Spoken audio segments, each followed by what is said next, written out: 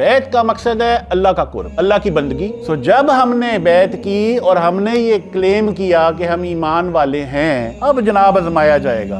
अल्लाह कहता है अहसिबन्नासु अन युतरकू अन यकूलू आमन्ना वहुम ला युफ्तनून। क्या लोगों ने ये हिसाब लगा लिया है कि ये कहेंगे कि हम ईमान ले आए और हम इन्हें छोड़ देंगे इनके हाल पे और इन्हें आजमाएंगे नहीं? उन्होंने कहा शायद ले आओ इधर, पहले तो देखो इसको कि ये भाई साहब जेडे दावे कर रहे हैं मोहब्बत दे और पता नहीं के पूछो तो सही कि वाकईतन है या झूठा है। वो अगली आयत में आ जाता है। अल्लाह फरमाता है वलक़द फ़तन्नल्लज़ीना मिन क़ब्लिहिम फ़ला यअलमन्नल्लाहु अल्लज़ीना सदक़ू वला यअलमन्नल काज़िबीन। जबकि हमने इनसे पहले जितने भी गुजरे हैं उन सबको आजमाया है ताकि अल्लाह जान ले कि इनमें सच बोलने वाले कौन है और इनमें झूठे कौन है। सो जब हमने बैत की और हमने ये क्लेम किया कि हम ईमान वाले हैं, अब जनाब आजमाया जाएगा। जनाब जो भी हम चाहेंगे उसका उल्टा। घर वाले कौन कौन है? उनके सर पीर साहब। अब उनको क्या पता कि ये पीर साहब ही तो करवा रहे हैं सारा कुछ। मुर्शिद ऐसा होवे बाहू धोबी वांगू छट्टे हूँ, नाल निगाह दे पाक करे जरा मैल ना छड्डे हूँ। मुर्शिद ऐसा होवे बाहू